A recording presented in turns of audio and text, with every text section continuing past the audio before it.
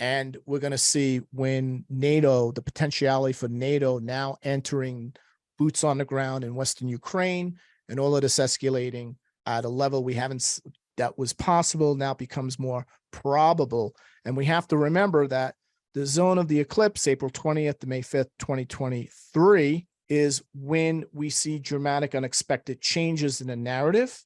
We're going to see major historical developments occur during that period. Like when we look at the last one in November, what do we see? The FTX collapse, for instance. And we saw a number of other major developments because the force of destiny is more prominent during these periods, with the tempo of events increasing as events unfold. And these are periods that are often swept up in new developments. And these new developments often have a radical, revolutionary, unpredictable quality to their nature that ultimately have mass or game-changing impact. So expect the unexpected. There's known unknowns. If those of you who are familiar with game theory, there are known unknowns, which often come to the fore. But more importantly, there are unknown unknowns that can emerge during these periods as well. So it could be known knowns, known unknowns, and unknown unknowns. They all converge during this period in a very powerful way. So based on this, based on the fact, if you look at the May 5th lunar eclipse, what do we note here? One of the things I really see really clear is we have this very tight Mars-Pluto quincunx. It's a quincunx, not a major aspect, but it's a very tight quincunx. And when I look at the AstroCartoGraphy map, I note that that Mars-Pluto line goes right by Kyiv and right over through Odessa, meaning that the goal is basically for Russian forces to assert their spring offensive. I'm going to call it winter-spring offensive. We don't know exactly when it's going to start, but we know the big battle between 60,000 Ukrainian forces trained and armed by NATO with tanks, possibly jets, along with other HIMARS and other sophisticated weapon systems, are going to come head to head with, around 350 to 500,000 Russian soldiers that have been told losing is not an option. And you are to take all of Eastern Ukraine, everything east of Kyiv, all the way into Odessa and on the border of Moldova, right? So we're looking at that type of combination. This very intense, powerful Mars-Pluto signature. You can see Mars right here. And so to me, it looks like they're going to go after Kyiv. They're not going to go around Kyiv. They want to take out the head of state. They want Zelensky. They're going to go after him. This is the orders that so Mars-Pluto is a type of general. He's like Darth Vader. There's, losing, falling short of the mark is not acceptable. Losing is not an option, right? It's an existential extinction level event for your life, for your career, for your destiny, if you should fall short of your superiors. So we're going to see the Russians come in big. They're going to go really big in. They're going to use everything they can. They realize they're fighting NATO now. They were thrown off, right? Last time they were thrown off. This time they're not thrown off. They're expecting NATO to throw everything at them.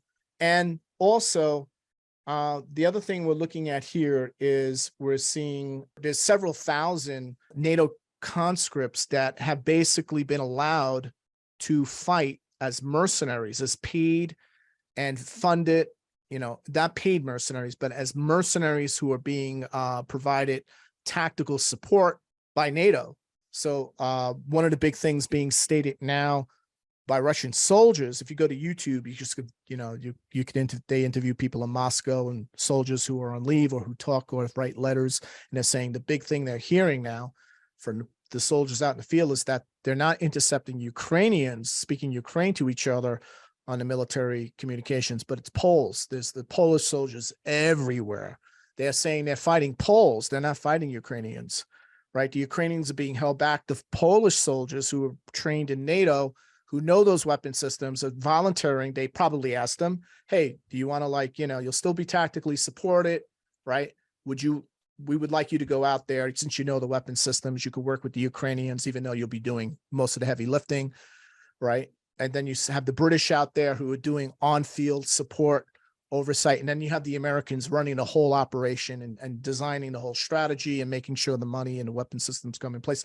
So the Russians weren't expecting that. Now they're expecting it. They realize they're fighting NATO. It's not about just beating Ukraine. So that's the thing we have to keep in mind. Jupiter is ingressing into Taurus shortly thereafter, a few days. And one thing I'm noticing here when I looked at this chart is Pluto is exactly squaring Jupiter. So this is a Jupiter-Pluto tight square. And then you have this Mars. Mars is almost exactly in opposition to Pluto. So Mars is about to enter Leo. So you have very tight and even tighter Mars-Pluto alignment. And if you look at the graph here, look at that. If you take this geodetic chart, Jupiter, right, ingresses into 0 Taurus, squaring Pluto. And Jupiter is the dominant planet right by Kyiv. And then you see what? This Mars-Pluto going right through where? Right along the Romanian and Polish border and Hungary as well. So these are NATO nations. So it looks like to me, the Russians, of course, Eastern Ukraine, but they're also looking like they're going to basically sweep down through and attempt to capture this whole area of Ukraine. And again, we have to remember that Russia annexed 4 regions of Eastern Ukraine, and they are considered now formal Russian territory. And Putin said he will use nuclear threats and promised to deliver to protect that annexed land, which is now officially Russian territory, according to Russian law, right? Using all forces and means at their disposal, right? So all those territories are an inseparable part of Russia, and therefore all of them are under our protection. Their security is guaranteed precisely at the same level as the rest of the country. Dmitry Peskov, he's the official Putin spokesman. So that's where we're at. And so Putin has big plans. And Dmitry Medvedev said that a Russian loss in Ukraine could provoke a tactical nuclear response and a chilling direct threat to NATO over weapon systems being supplied to Ukraine. This is a quote tomorrow at the Ramstein base in Germany. The great military leaders in NATO will discuss new tactics and strategy, as well as deliveries of new heavy weapons and strike systems to Ukraine.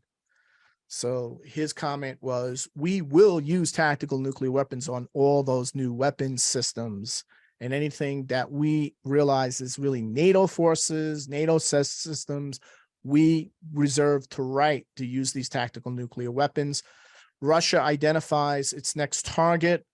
And so this is coming directly from TASS, the Russian news agency, where Russian Foreign Minister Sergei Lavrov said Western countries are looking at Moldova to play the role of the next Ukraine because Moldova's president, Mia Sandu, who they managed to put at the head of state through methods far from democratic, is now eager to join NATO, as she is ready to unite with Romania and, in fact, to do almost anything. So Russia, there's been concern that Russia is not going to stop at Ukraine.